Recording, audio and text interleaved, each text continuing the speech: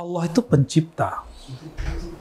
Jika Allah ingin memberikan porsi yang besar dan di tengah kejadian Allah menetapkan perubahan, kamu nazar aja gak akan berubah takdir.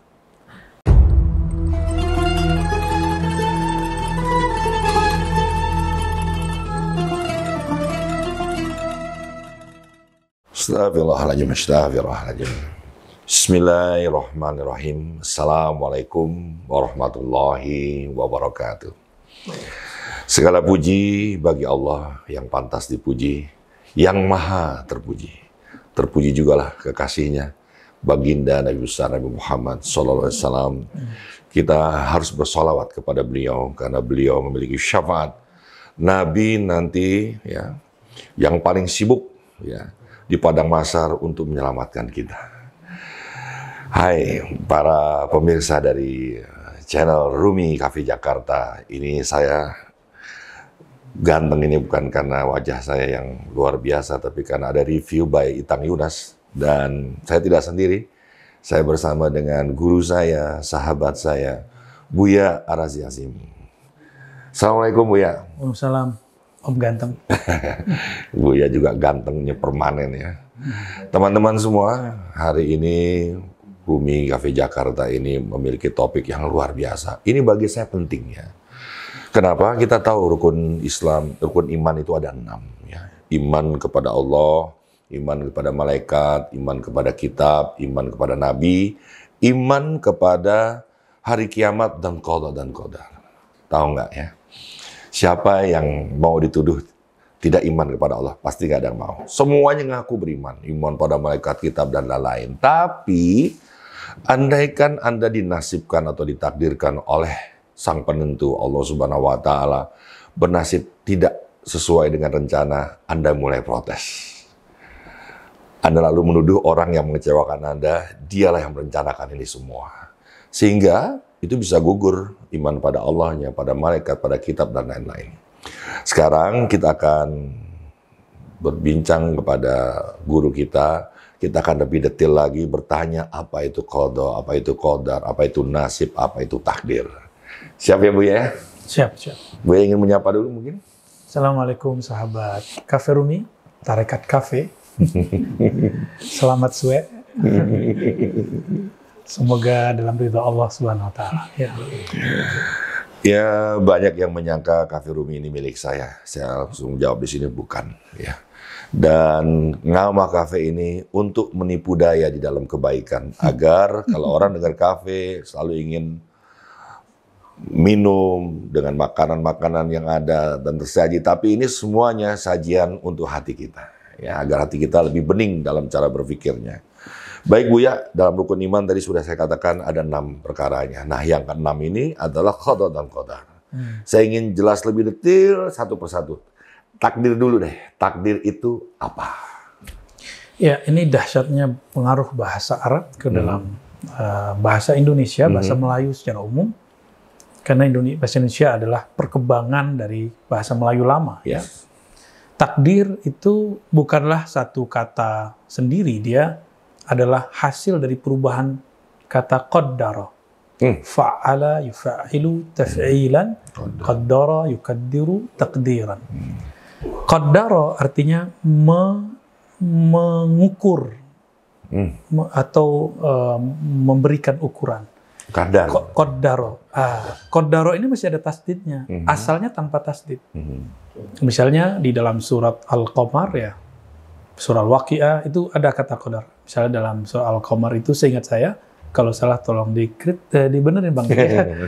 Inna kulla syai'in khalaqnahu biqadar. Sesungguhnya segala sesuatu kami ciptakan dia biqadar. Biqadar, bi dengan qadar ukuran. Maka takdir itu artinya ukuran dari Allah.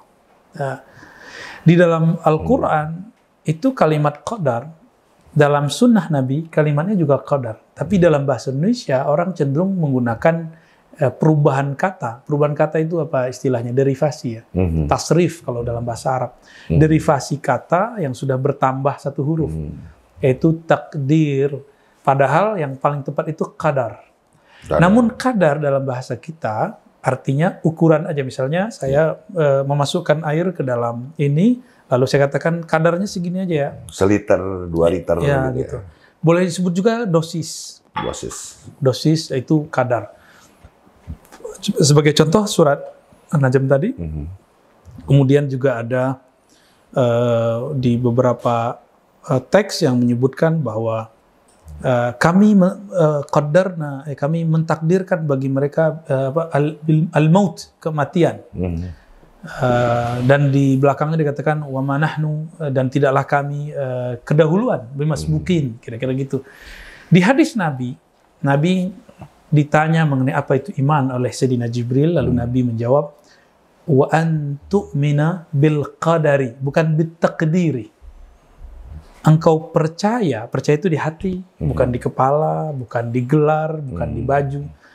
Engkau percaya dengan apa? Dengan kadar. Ada 2 versi riwayat. Riwayat Abu Hurairah, riwayat Ibnu Umar. Riwayat Ibnu Umar menyebutkan kadarnya baik atau kadarnya buruk. Khairihi wa syarrih. Berarti ada kadar yang baik atau buruk. Sedangkan di riwayat Abu Hurairah tidak ada lafaz baik dan buruk. Cuma lafaznya kullih. Kadar semuanya, apapun itu.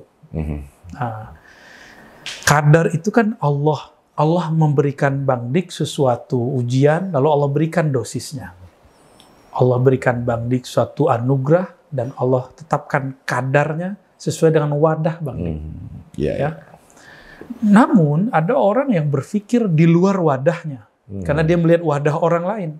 Dia ingin seperti wadah orang lain itu. Sehingga dia menyesali, padahal takdir yang dia dapatkan itu sudah cukup dengan proporsi dirinya. Keren. Dengan dosis dirinya. Namun ketika dia memandang kepada yang lebih tinggi, dia katakan, kok gue sial mulu ya? Gitu. Iya. Jadi kapan seseorang mengatakan takdirnya buruk? Ketika dia memandang kepada yang lebih tinggi darinya, lalu dia menyesali yang dia dapat. Nah, Buya, sering banget orang, kalau takdir berasal dari qadar ini adalah ukuran dari Allah, kenapa banyak orang bilang begini, ini udah takdir gua. Seolah-olah dia tahu takdirnya, Buya. Itu gimana orang yang berkata begitu? Boleh mengatakan itu, tapi bukan sebagai bentuk kayak kesel gitu, enggak. Justru Nabi mengajarkan raditu billahi rabbah. Yang menentukan takdir itu namanya muqaddir. Muqaddir ini adalah salah satu tugas dari nama Allah Rabb. Oh, muqaddir. Maka disebut rububiyah. Ini bukan rububiyah versi beberapa kelompok, ini rububiyah versi ma'rifatullah, mengenal Allah. Jadi Allah yang mengatur alam semesta, pengaturannya itu jika dibuat detail-detailnya namanya kadar atau takdir.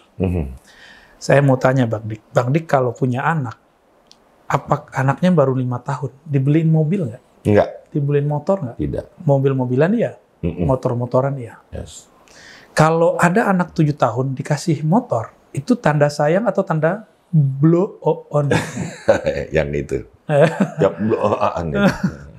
Tanda orangnya mengenal anaknya, menginginkan kebaikan untuk anaknya atau keburukan? Atau konyol? Dan Allah itu maha suci dari kekonyolan. Allah itu maha terbebas dari kebloonan. Dan tidak mungkin Allah memberikan sesuatu anugerah di luar batas orang itu. Anak kecil kita kasih motor, umur 7 tahun, belum punya SIM, belum pernah belajar, nabrak. Maka takdir itu sebenarnya semuanya dari sana, dari Allah, dari Lauh Mahfuz semuanya baik. Tapi ketika turun lalu dibaca oleh pemikiran manusia, jika dia membacanya dengan cinta dunianya, maka dia akan menganggap buruk. Jika dia membaca dengan ruhiyahnya, dia akan mengatakan semuanya baik.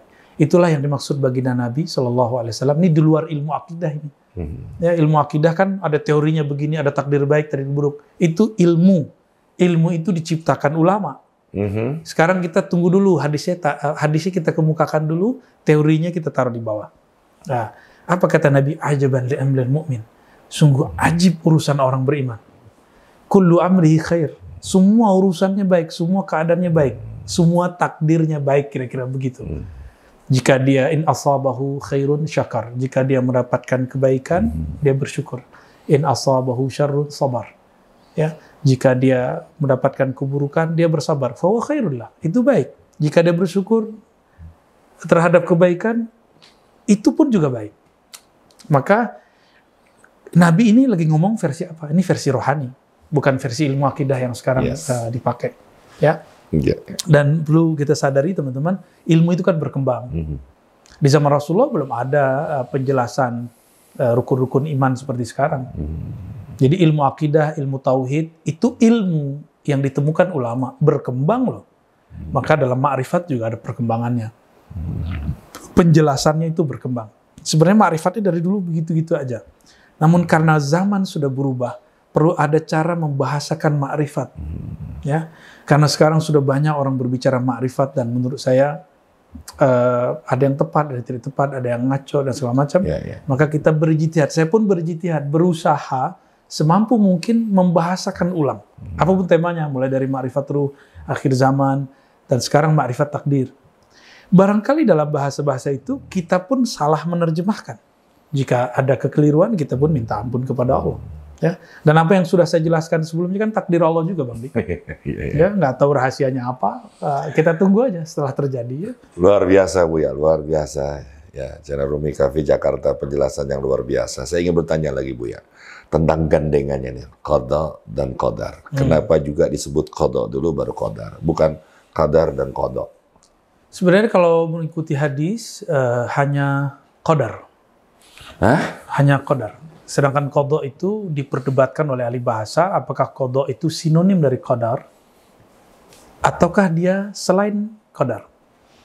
Dalam ulama ahli akidah ini ada semacam irisan yang sama-sama tarik-menariknya kuat. Ada yang menganggap qada itu ketetapan, qadar itu ukuran. Sama aja kan? Iya. Wa qada rabbuka, Allah menetapkan, kan ada ayatnya. Menetapkan, ketetapan itu disebut qada. Ukuran yang ditetapkan disebut takdir. Kalau begitu berarti ini umum, ini khusus. Ada yang sebaliknya. Qadar itu ketetapan, qada itu kejadiannya. Nah, ini perbedaan ulama.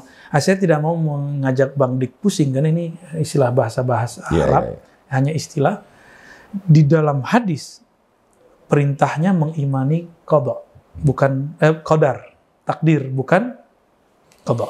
Selama ini saya menangkapnya qada dan qadar itu yang memberi ketetapan dan yang ditetapkan tadinya, saya pikir. Ya mirip-mirip Bang. Mirip-mirip ya. Qada memberikan ketetapan, qadar itu kejadiannya. Nah, sekarang soal takdir Buya. Takdir apakah bisa dirubah? Wow. Katanya gini, kalau nasib itu tergantung prasangka hamba kepada Tuhannya, gitu ya. Ya, tapi kalau takdir ini gimana nih? Allah itu pencipta. Jika Allah ingin memberikan porsi yang besar dan di tengah kejadian Allah menetapkan perubahan, boleh nggak? Boleh. Ya. Namun itu ada syaratnya. Misalnya ada takdir yang Nabi katakan sesungguhnya tinta takdir telah mengering, lembarannya sudah habis. Nah, itu sudah ada hadisnya, ya, bahwa Nabi membuat ibarat loh mahfuz itu ada lembaran-lembaran takdir dan tintanya sudah nggak bisa dihapus. Nah, itu secara apa? Ini yang jarang diceritakan orang, Bang Dik. Qada ataupun qadar itu adalah cabang daripada dua sifat ma'ani Allah. Yang pertama qudrah, yang kedua iradah. Ini perlu digarisbawahi. Yang pertama qudrat, yang kedua iradah. Qudrat itu kekuasaan, kemampuan. Iradat itu kehendak. Nah, kalau boleh diurai lagi pasangannya qada qadar. Nah, qada itu iradah. Qudrah itu qadar, kan masih satu akar kata tuh. Qudrah qadar. Masih qaf depannya da dan ra. Apa artinya di situ? kudratnya Allah, kemampuannya Allah. Kemudian dengan itulah Allah menetapkan dosis untuk kita. Mungkinkah Allah merubah? Mungkinnya suka-suka dia, kan kita ciptaan dia. Yang nggak mungkin kita merubah takdir. Jadi yang tidak mungkin itu kita merubah takdir. Apa kata Allah? Udah selesai. Tapi kalau Allah mau mengganti lembaran itu boleh nggak? Boleh. Iya. Dengan apa dia mengganti? Ya dengan qada dan qadar baru, dengan kudrah dan iradah yang next-nya. Sebelumnya ini, berikutnya ini, terserah Allah. Ya tapi Buya, kalau kita sudah ditakdirkan menjadi anak petani gitu, terus kan ada ikhtiar, ada doa di sana, ada kadang-kadang orang menjalani puasa gitu ya. Itu sejauh apa bisa merubah ketentuan Allah, Buya? Puasa itu pakai badan mana? Sholat itu, doa itu pakai badan siapa? Allah, Buya. Allah yang ngasih. Kita puasa, kita sholat, kita zakat, kita semua sedekah, itu kan Allah semua yang punya. Ya kadang-kadang gini, udah lu puasain aja kan gitu. Puasain gitu. Itu orang GR. Orang ngira dengan puasa dia bisa berubah takdir. Gak ada. Orang, bahkan Nabi mengatakan begini, jangankan itu ya, kamu nazar aja, gak akan berubah takdir. Fala tunziru, fa innahu la yughayyirul qadar. Ya, seingat saya la yughayyirul qadar. Janganlah banyak-banyak bernazar. Jangan sering-sering kecoplosan bernazar. Ini hadis sahih. Karena nazar tidak pernah merubah takdir. Nggak pernah merubah takdir. Karena kamu yang mulai. Kalau Allah mau bisa. Tapi kalau kamu yang mulai tidak bisa. Kecuali maumu sudah menjadi maunya Allah. Berarti kamunya siapa dulu? Kalau nazar bukannya udah tercapai baru dia berbuat itu? Iya. Orang mengira kalau misalnya gini kan mengucap nazarnya itu di awal ya. Kalau anak saya berhasil saya ini. Oh gitu ya. Kan ngancam Allah. Contohnya Bang Dik nih gini. Kalau saya berhasil saya sedekah. Ya, kalau nggak berhasil nggak sedekah dong. Pelit ente. Ya, salah. Dan banyak loh orang pelit sekarang. Contohnya jangan saya, Bu ya. Saya sih nggak begitu, lebih parah lagi. Itu contohnya Bang Dik. Itu contohnya. Iya. Nyambung ya? Nyambung. Ya, kalau saya sudah nyambung. Enggak, soalnya Buya ini pernah bilang, ini sangat nempel banget siang dan malam di waktu kapanpun ya. Jangan engkau menyolatkan, ya, berpuasa, ibadah yang lain untuk keinginan-keinginan kamu kan. Gitu. Itu nempel banget sekarang Buya. Terasa ya? Alhamdulillah. Jangankan begitu, tadi sebelum acara mulai, Buya sholawat, ya. Koneksi dia. Nggak ngerti lah, saya orang-orang awam ya, tapi itu yang saya rasakan. Alhamdulillah. Buya, ini Rizky sekarang saya ngomong, nama saya kan Rizky Mulyawan. Itu takdir bukan Buya? Semuanya takdir. Dalam rezeki itu ada pemberian Allah. Ada ukuran nggak? Ya ada, tapi kita nggak tahu ya. Iya kan, itu bukan urusan kita. Jadi ukuran itu bukan urusan saya, Bang Dik. Ukuran itu urusannya Allah. Mungkin nggak seorang tua menghendaki keburukan bagi anaknya? Ya mungkin. Allah itu lebih dari orang tua, Bang Dik. Allah itu saking dekatnya kepada kita mengatakan lam yalid wa lam yulad. Bukan dia yang melahirkan kamu. Kamu juga bukan dilahirkan. Dia nggak melahirkan dan dia tidak dilahirkan. Artinya apa? Hubungan kita dan Allah lebih kuat daripada hubungan orang tua dan anak. Oke, kalau aku lihat hubungan orang tua dan anak, misalkan anak petani, ya petaninya ini miskin, ya, tapi dia ikhlas mengerjakan semuanya karena Allah, tanahnya tanah Allah, sinarnya sinar Allah. Ya. Lalu anaknya jadi berubah karena keikhlasan berubah nasibnya. Memang begitu? Ya karena orang tuanya ikhlas. Yang memberikan keikhlasan bagi si petani itu siapa? Allah juga. Jadi orang kan ngira doa itu bisa merubah takdir. Itu yang bakal ditanya kan? Ya benar? Ketahuan lagi. Siapa yang mengilhamkan doa itu ke dalam diri kita? Allah juga. Maka sebenarnya ketika Nabi mengatakan فَإِنَّهُ لَا يُغَيِّرُ الْقَضَاءِ إِلَّا الدُّعَاء. Kira-kira gitu ya. Sungguhnya tidak ada yang merubah qada, ketetapan Allah kecuali doa. Yang mengilham kamu doa siapa? Kan Allah juga. Kalau bukan Allah lah yang mengilhamkan, maka mau 1000 doa tidak akan berubah. Udah banyak orang berdoa, apalagi zaman-zaman sebelum ini, zaman-zaman politik luar biasa. Mana doanya yang dikabulkan? Kan doa itu bukan doa ilhami, tapi doa nafsani, nafsiyah. Doa ego politika, ego kepentingan. Ini pelajaran besar buat kita, jangan ulangi kesalahan itu lagi. Inilah yang ditegur oleh Ibnu Athaillah Sekandari dalam Hikam. Ciri-ciri doa yang dikabulkan, itlaqul lisan. Lisan itu mudah aja lirih. Lisan yang mana? Yang di dalam fuad dulu, yang dalam qalbu dulu, baru diterjemahkan di sini. Maka ketika membacanya itu kayak nggak ada, apa namanya kalau jalan ada tanggul. Baldur. Kayaknya lancar. Nah, ciri-ciri doa antum dikabulkan Allah itu kayak lancar. Nggak dibuat-buat, nggak mesti berbahasa yang indah-indah. Maka Imam Suyuti, Imam Nawawi mengatakan, dimakruhkan berdoa dengan sajak-sajak yang terpaksa, yang dipaksa. Ini Imam Nawawi orang Arab loh. Keren. Masya Allah. Jadi doa itu yang bukan Arabiknya yang penting Bang. Tapi doa yang terbaik itu ketika dia muncul dari bahasa kolbu. Karena kolbu itu dekat sekali kepada yang membolak-baliknya. Kolbu dan yang bolak-baliknya nggak ada hijab yang terlalu tebal. Hijabnya sedikit sekali. Maka jika benar nih kita nih doa kepada Allah Bang Dik. Kata Nabi, Innallaha la yujibu an qalbin ghafil. Allah tidak pernah menjawab dari kolbu yang lalai. Kalau dibalik, Allah langsung jawab jika kolbumu koneksi dengan Allah. Ya.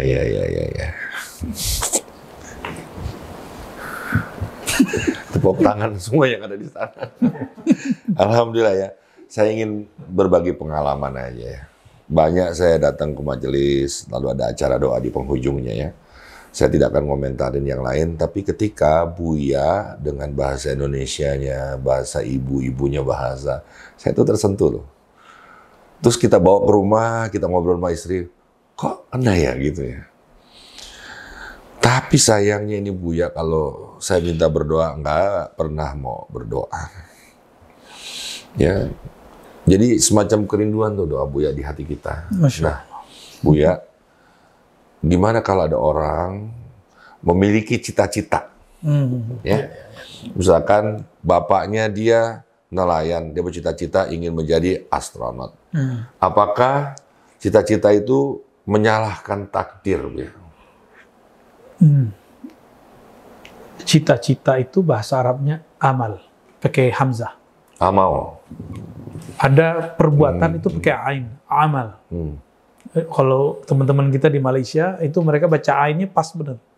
Beramal saleh. Nah, itu kalau nasyid-nasyid itu yang lama saya dengar itu ya. Teman-teman saya kalau nelfon saya di Malaysia itu menyebut amal itu ainnya pas sekali.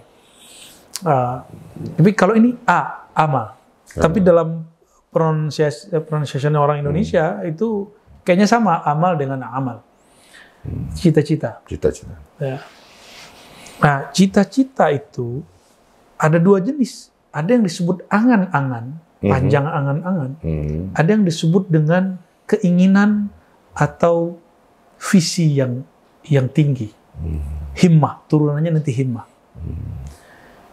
Kata Ibnu Athaillah, kapan cita-cita itu menjadi tulul amal, angan-angan, jika tidak ada usahanya. Kapan dia menjadi himmah, semangat, jika ada iringan usahanya. Ini Ibnu Athaillah memberikan kaidah itu. Jadi kita beruntung sekali teman-teman, ada Imam Athaillah yang bisa menjelaskan kaidah-kaidah hal seperti ini, padahal hal ini nggak ada di kitab-kitab ilmu kalam, ilmu akidah secara detail, adanya di kitab tasawuf. Maka kitab tasawuf ini menurut saya adalah penyempurna akidah Ahlussunnah wal Jamaah. Ya wallahu a'lam bishawab. Ya berarti kalau mengeluh tentang takdir itu berarti juga apa ya, tidak menerima keputusan Allah gitu. Dan apa yang harus dilakukan gitu, Bu ya? Orang yang mengeluhkan takdir berarti dia tidak mengenal Allah yang sangat pas takdirnya, kehendaknya. Allah itu nggak ada yang nggak pas, Bang. Apapun yang terjadi pada diri kita semuanya itu pas.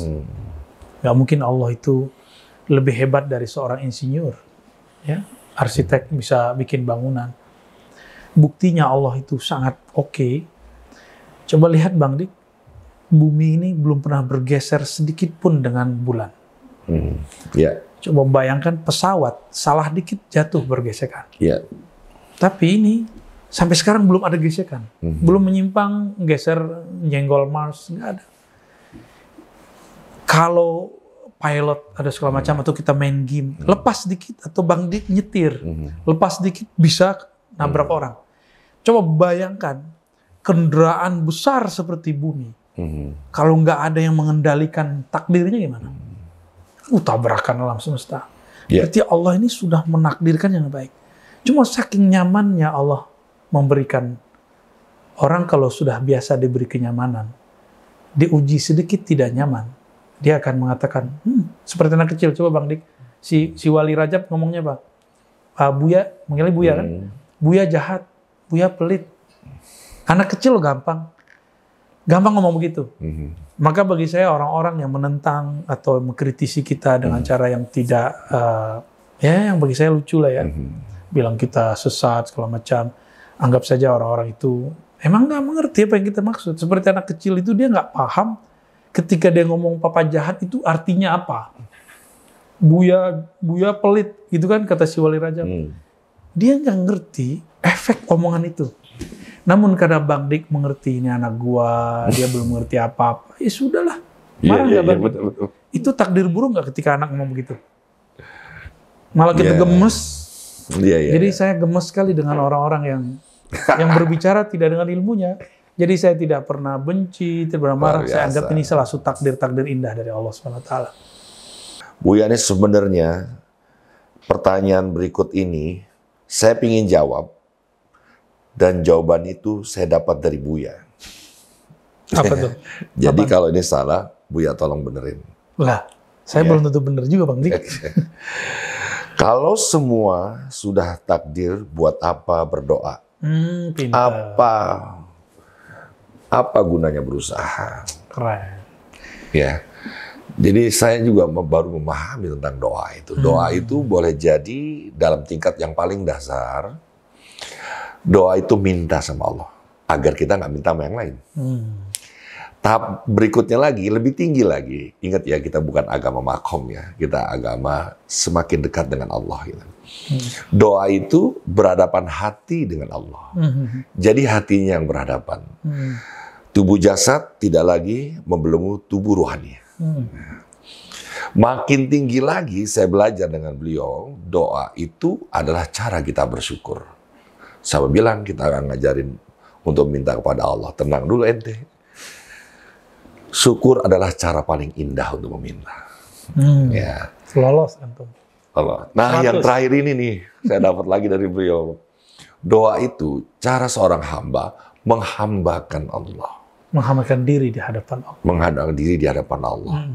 Jadi saya pikir-pikir, dari dulu banyak banget saya menuntut Allah alias menyuruh-nyuruh Allah agar menjadi kehendak saya. Ngeri kali Bang Dik. Iya. Allah disuruh-suruh. Makanya saya bisa jawab ini nih. Nah, sekarang pertanyaannya, salah nggak pemikiran saya yang atas jawaban-jawaban saya bilang berguru dari Buya, dan jadi fungsi doa itu apa? Nah, yang pertama dulu Buya tadi. Karena itu sebenarnya dari hadis Bang Dik. Jadi pertanyaan itu adalah salah satu pertanyaan yang muncul dari orang-orang yang waras, hidup di zaman Rasulullah. Di zaman Rasulullah itu ada satu kisah di Sahih Bukhari. Nabi bercerita tentang takdir. Lalu sahabat bertanya, nyeletuk. Kayak gitu pertanyaannya. Ya Rasulullah, kalau segala sesuatu ada ukurannya dari Allah, fafimal amal. Terus itu apa kita beramal, itu apa kita berdoa. Ya. Persis sama seperti itu. Jangan-jangan dia pewaris sahabat Rasulullah ya. Jangan-jangan. Lalu Nabi menjawab, amalu, udah kamu beramal aja. Maksudnya jangan pikirkan domainnya Allah. Amalu fakullun muyassarun lima khuliqalah. Ini waktu dulu saya nguji di Ma'had, nguji santri masuk, saya kasih hadis ini tapi nggak dikasih harokat. Kita suruh mereka baca. Ada yang baca fakullun muyassirin lima khalaqalahu, banyak salah macam-macam. Kalau salah tulis, salah harokat, sudah beda arti. Nah, kita lurusin itu. beramal sajalah engkau, berdoa sajalah engkau. Beramal dan berdoalah kalau digabung. Fakullun, maka setiap kamu, jika takdirnya memang baik, akan dimudahkan menjadi orang baik. Berarti di situ ada namanya peran di dalam diri, kasab, kesadaran diri yang Allah titipkan ke dalam ini. Disitulah Allah memandang. Allah memandang, ini kita, kesadaran kita kemana ini. Laha makasabat wa alaiha maktasabat. Baginya apa yang dia kasabkan, yang dia usahakan, yang dia pilih. Pilihan inilah yang akan ditanggungjawabkan, Bang Dik. Bukan hasilnya. Saya memilih yang mana itu yang akan ditanya. Ya. Fakullun muyassarun lima khuliqa. Jika dia memang mengusahakan keburukan, maka dia akan lebih mudah kepada keburukan. Ya. Itu satu terjemahan. Terjemahan kedua, jika memang engkau ahli surga, engkau akan mudah ketarik dengan amal ahli surga. Ini indikator orang ini menjadi ahli surga. Jika memang engkau ahli neraka, engkau akan mudah ketarik untuk beramal ahli neraka. Sahabat dengar begini berdoa semua, ya Allah jadikan aku orang yang engkau kehendaki kebaikan, sehingga tertarik untuk begitu. Semua sahabat, maka mereka mendengar hadis ini bukan lagi kemudian menjadi jabariyah, fatalis. Justru mereka hati-hati, kita yang mana ya? Kita yang baik itu atau yang buruk itu? Nah, karena Nabi tidak buka kecuali di event-event tertentu. Sesekali Nabi buka bab takdir itu, Bang Dik. Kan la ya'lamul ghaiba illallah, tidak tahu takdir kecuali Allah. Tapi jika Allah mau, Allah buka beberapa kisi-kisi takdir ke Nabi. Sama, akan dibuka ke wali, akan dibuka ke orang-orang soleh. Maka bernama firasat. Di akhir zaman ini akan tambah banyak, Bang Dik. Lihat mimpi-mimpi yang indah, mimpi-mimpi yang isinya pengkhabaran-pengkhabaran. Bahkan bagi wali-wali Allah, jaganya seperti tidur, tidurnya seperti jaga. Jadi nggak tahu itu lagi jaga apa lagi tidur dapatnya. Ya, nggak mesti tidur dulu, kira-kira begitu. Terjawab nggak? Ya. Tapi gini Bu ya, saya minta diperjelas lagi nih, karena saya kan mewakili dari channel Rumi Cafe Jakarta. Jadi untuk apa beramal gitu? Nggak. Jadi jangan sampai orang menangkap pembicaraan kita ini, terus buat apa? Ya. Semua ini. Nah, Buya perjelas lagi, tekankan itu buat orang yang berpendek pikir, Buya. Kita harus tahu domain kita. Di mana ranah saya dan di mana ranahnya Allah. Ranah saya adalah amal. Ranahnya Allah adalah takdir. Ya. Maka takdir itu ilmu Allah, gaib. Dan tidak ada yang tahu kecuali Dia atau hamba-hamba yang Dia kasih tahu. Maka Nabi kadang-kadang sering mengatakan ahli surga Abu Bakar fil jannah, Abu Bakar masuk surga, Umar masuk surga, Utsman masuk surga, Ali masuk surga, Thalhah masuk surga, Zubair. Berarti itu lagi dibuka. Apakah ini bertentangan dengan ayat? Enggak. Itulah maknanya. Maka jangan menolak kejadian jika ada wali-wali Allah di akhir zaman ini dibukakan kode-kode takdir itu. Tapi selevel Nabi juga menerjemah takdir, Bang. Nabi pernah diturunkan satu ayat mengenai kesempatan ke Mekah, haji dan umrah. Ternyata bukan di tahun itu, 2 tahun lagi. Jadi seorang Nabi pun menerjemahkan takdir. Maka jangan heran jika ada wali salah membaca takdir, membaca ilham. Yang kita sebut salah mengartikan kasyaf. Namun kesalahan itu kan ada satu indikator. Ada satu rahasia. Apa rahasianya nanti? Nanti akan teruji muridnya. Ketika Nabi dapat wahyu seperti itu, lalu ternyata bukan tahun itu. Sahabat goncang, Bang. Selevel Umar goncang. Nah, nanti kelihatanlah di situ mana yang asli pengikut Rasulullah, mana yang palsu. Mana yang betul-betul sungguh-sungguh beriman kepada Rasulullah, mana yang tidak. Mana yang betul-betul muridnya ini wali, atau bukan wali.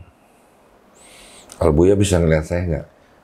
Saya kan nggak tahu gaib, Bang. Maksudnya sebagai murid Buya, sungguh-sungguh nggak? Saya cuma berdoa semoga saya, Bang Di, dan kita semua termasuk murid-murid yang shadiq, yang sungguh-sungguh, yang benar, jujur, lahir batin, dan Allah selamatkan dunia akhirat. Cuma itu. Kita nggak boleh memastikan diri kita benar, tapi kita boleh mengatakan semoga kita benar. Dan kita boleh mengatakan saya sedang berusaha mencari kebenaran. Jika seandainya salah, Kan kita sudah berusaha mencari. Nah, Semoga dengan baik sangka ini Allah selamatkan kita nanti.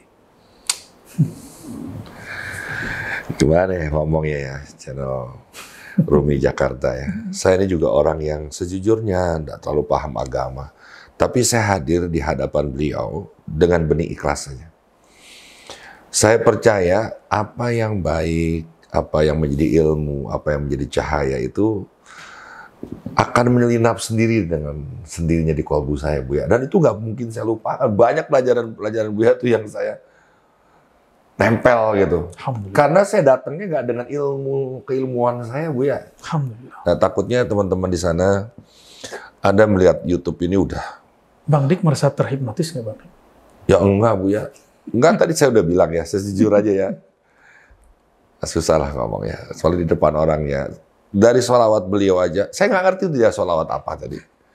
Ya, tapi ya, ini yang saya rindukan ya. Pertama kali saya berzikir kan ada di kenduri cinta dulu. Iya. Sederhananya cuma baca Al-Fatihah 100 kali. Oh. Dan saya nggak paham. Tapi tiba-tiba langit seperti sejengkal di kepala saya. Sampai begini sendiri. Nah, itu kan udah 10 tahun yang lalu. Saya baru merasakan hal-hal itu bisa diulang-ulang lagi kekinian. Alhamdulillah. Terima kasih Buya. Alhamdulillah. Syukur kepada Allah SWT. Terima kasih ya Allah, terima kasih ya Rasulullah. Lanjut ya Buya ya. Buat teman-teman yang mungkin juga udah uring-uringan ya, umur ditanya-tanya sama orang tua, mana jodohmu? Kita kan, saya nggak nyaranin sih kalau berkenalan pacaran sama siapa aja boleh, tapi jodoh itu di tangan Allah. Apa iya Bu ya? Kadang-kadang ada ketangkap sama Hansip. Ya, jodoh itu bagian dari rezeki. Oh, bagian rezeki. Maka ketika ruh itu kan hembusan dari Allah. Bernamalah Ahmad. Lalu hembusan itu kemudian dipecah oleh Allah dengan cahaya-cahaya. Jadi ruh itu sebenarnya cahaya murni. Yang kemudian disebut Nur Muhammad. Nur. Itulah wadahnya. Nah, ketika ditiupkan ke dalam janin, maka berikut perangkat-perangkat takdirnya masuk. Jadi ketika ditiupkan diberikan langsung perangkat. Takdir apa saja, bikatbi rezeki. Ditentukan rezekinya. Rezeki itu ada yang materi dan imateri. Termasuk Bang Dik dapat ilmu, itu rezeki. Rezeki batin. Ini Imam Ghazali sendiri yang mengatakan dalam kitab Al-Maqsad Al-Asna, bahwa rezeki itu ada yang materi, ada yang imateri. Ini rezeki yang imateri. Itu sebabnya orang bisa tahan lama, lebih tahan daripada makan. Makan kita ada time-nya, 15 menit kita sudah kenyang. Iya. Tapi kalau Bang Dik masuk ke bab imateri, itu selama apa aja kayak nggak ada batasnya. Sampai emang stok dari pemberinya ini, pengurainya ini emang dia sudah capek. Dia bilang capek, di sana akan kecapean. Dia bilang berhenti, dia akan berhenti. Seperti itu.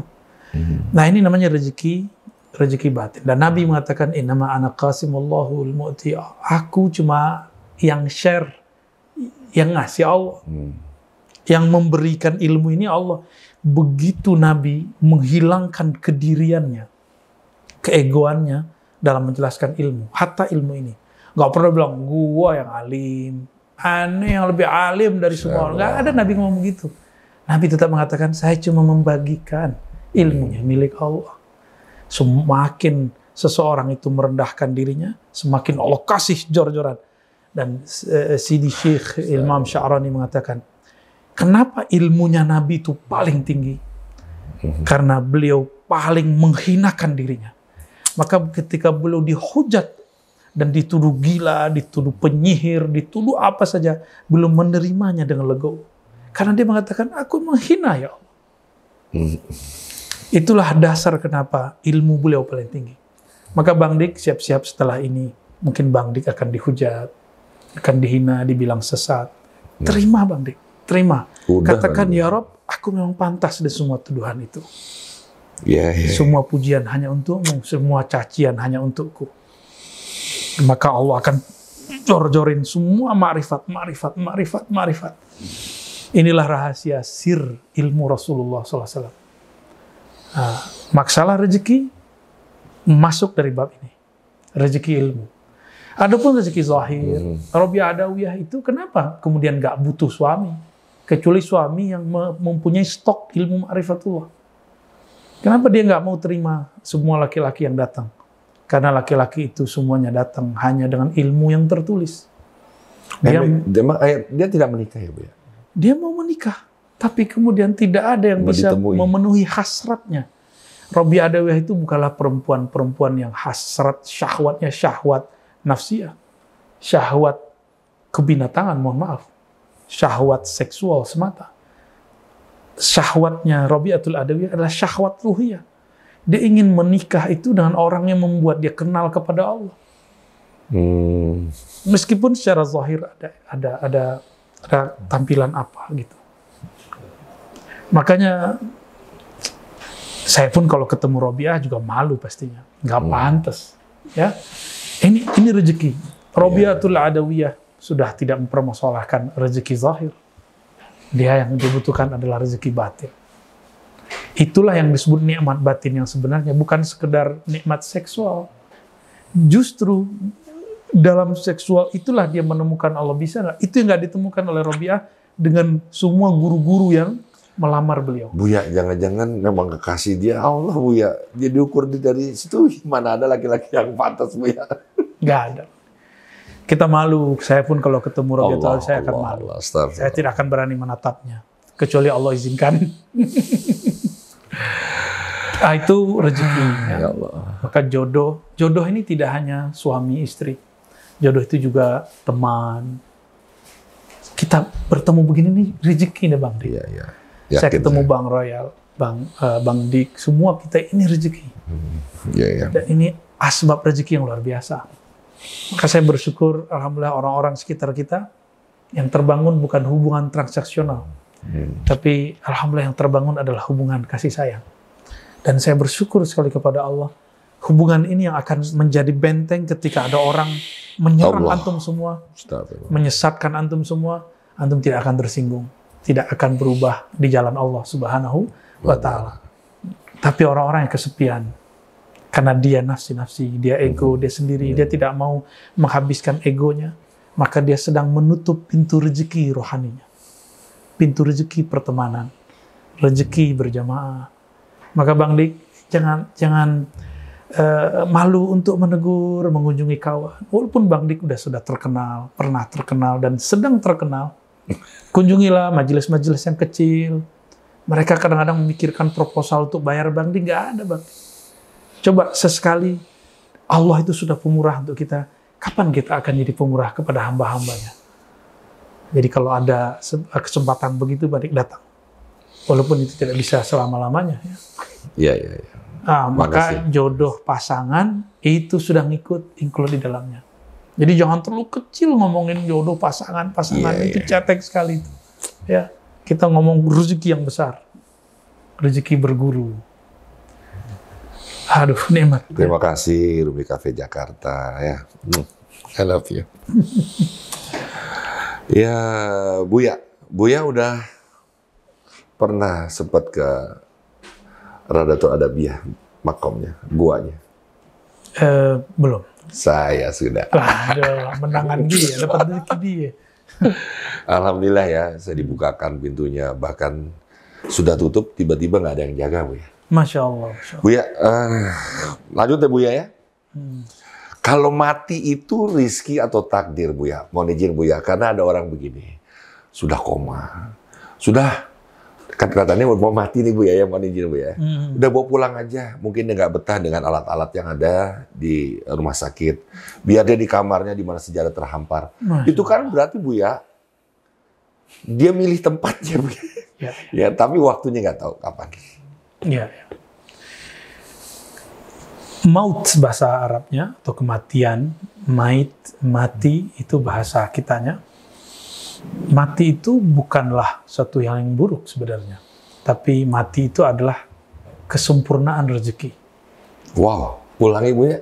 Mati itu bukanlah peristiwa yang buruk, tapi mati itu adalah kesempurnaan rezeki. Barulah gini. Dari mana saya ambil ini? Ini bukan buatan Ar-Razi. Saya meramuhnya dari hadis Nabi, seingat saya ini riwayat Ibnu Majah. Apa kata Nabi? La yamutanna ahadukum, kamu gak akan mati hatta yustawfa rizquh. Ini hadis sudah lama sekali ini saya baca Bang Dik. Alhamdulillah Allah hadirkan lagi. Iya, Karena hafalan saya sudah mulai melemah karena ketemu Bang Dik kayaknya. Kamu tidak akan mati sampai Allah sempurnakan rezekinya. Yustawfa. Oh, iya. Maka muncullah istilah wafat. Wafat itu artinya kesempurnaan rezeki. Berarti orang mati itu nggak usah disedihin karena udah nggak ada rezekinya lagi ya, Bu ya? Gitu ya? Nggak usah apa? Orang mati itu nggak usah disedihin lagi, memang udah nggak ada rezekinya. Kan itu kan kesempurnaan rezeki ya. Sedih secara nafsiyah, secara bahwa kita manusiawi. Betul sedih. Kenapa kita sedih? Ini sahabatku, ini rezeki temanku. Teman berezekiku ada, apa gimana? Rezeki berteman. Rezeki bertemanku ada dia, teman hidup kah, teman sebagai keluarga kah. Ketika berkurang, pasti kita sedih secara kedirian, kemanusiawian. Namun secara rohani kita akan bilang, selamat melanjutkan perjalanan berikutnya, wahai kekasihku. Seperti kita melepas kekasih kita bekerja. Kenapa antum bisa melepas kekasih bekerja? Berangkat, keluar kota.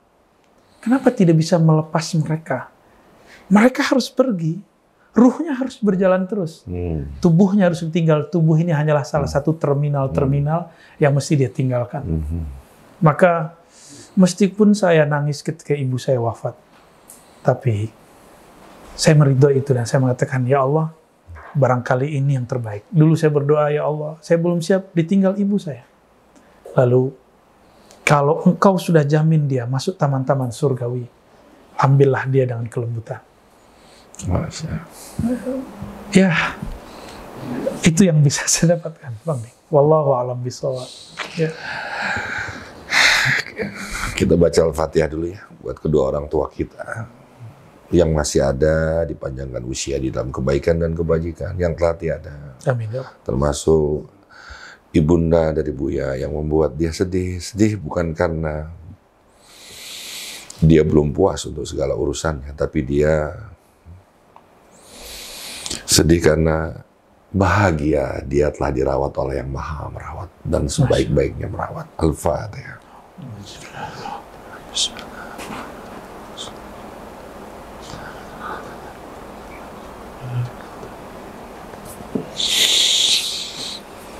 Amin. Qabul ya Rob. Amin. Buya, ini kalau film Hollywood ya Buya. Ini di akhir hayatnya ini mau tamat eng gitu kan ya. Apakah surga dan neraka itu takdir, rizki, dinasibkan, atau apa yang paling pantas nih Buya? Karena di sana ada pengadilan paling adil, seadil-adilnya mengadili ketidakadilan. Ya. Apa yang ditimbang di sana, apa yang diadili Buya? Kalau Bang Dik mengikuti hukum takdir, maka semua orang akan jadi ahli neraka. Karena takdir itu keadilan. Bang Dik sholat aja ingat selain Allah. Iya. Sedekah aja masih berkeinginan sesuatu selain ridho Allah. Maka surga itu bukanlah hukum takdir, tapi itu disebut hukum rahmah.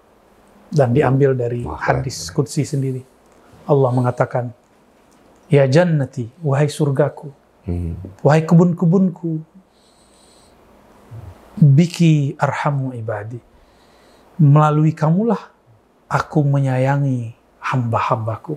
Maka syarat masuk surga cuma menghambakan diri. Bukan banyak ilmu, banyak bacot, banyak gelar, banyak zikir. Belum tentu. Orang banyak zikir hari ini, tapi untuk keperluan duniawinya. Tapi engkau berzikirlah sebagai hamba. Engkau bermakrifatlah sebagai hamba. Iya. Itulah yang kita cari. Karena maharnya arhamu biki ibadi. Biki arhamu ibadi. Denganmu, melaluimu, aku akan ekspresikan cintaku, sayangku kepada hambaku. Maka surga itu adalah maaf Allah kepada hamba.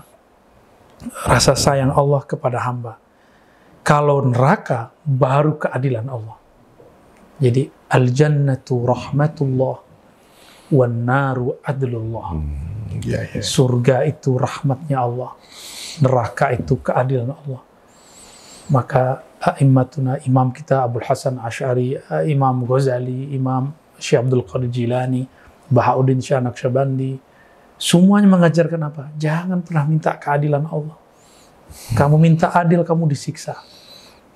Karena nggak ada yang betul-betul proporsional menghambakan dirinya, nggak ada yang betul-betul serius dan betul-betul sungguh-sungguh dalam menunaikan kehambaannya, tugas-tugas kehambaannya kepada Allah. Kita sebagai hamba, jangankan gitu. Budak itu kan hamba sahaya. Itu punya tugas nggak? Dia salah dikit, dihardik, bisa disiksa. Tapi Nabi datang dengan rahmat itu, budak dijadikan murid, dijadikan anak.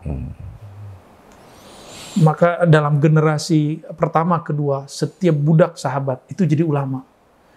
Sayyidina Abdullah bin Umar punya budak namanya Nafi. Dimerdekakan, jadi anak, angkat, jadi murid, jadi ulama. Lebih terkenal dari anaknya yang bernama Salim.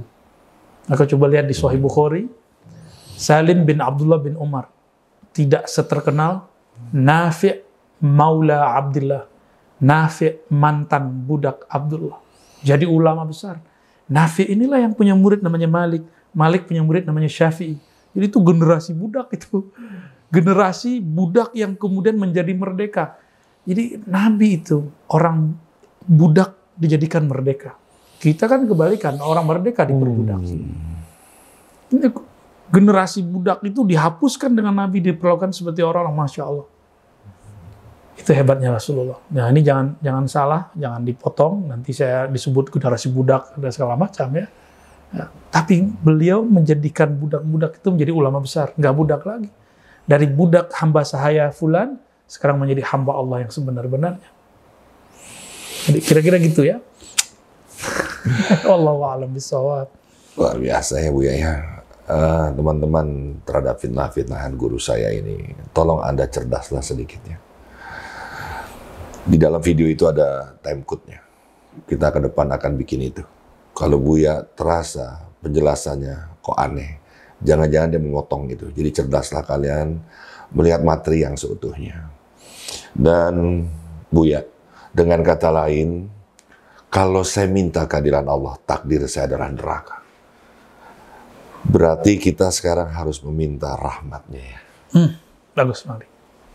Sebenarnya takdir itu cabang 2. Nah ini yang jarang dibuka orang. Jadi riwayat Abdullah bin Umar itu benar Bang Dik. Di Abu Hurairah itu riwayat hakikat.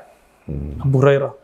Riwayat Abdullah bin Umar itu riwayat ilmu akidah. Ilmu akidah. Jadi ini sebenarnya dua-duanya benar. Sahabat itu tidak mungkin menerjemahkan sesuatu dengan hawa nafsunya. Dia juga menerjemahkan itu dengan nur yang diturunkan Allah dalam kolbunya. Maka jadi riwayat itu berbeda-beda lafaz. Beda dengan kita. Kita kan suka mempersepsikan sesuatu dengan kejahilan kita. Nggak ngerti komentar. Nah, ketika Sayyidina Abdullah bin Umar mengatakan, bahwa Nabi bersabda, engkau percaya dengan takdir baik dan buruk. Kalau kata orang ini kayak pisau itu depan ujung itu namanya apa Bang Dik? Cagak. Cula. Dia ada sulanya 2. Jadi setiap takdir tulis ada 2. Maka Bang Dik, mohon maaf Bang Dik, nama Bang Dik ada di neraka.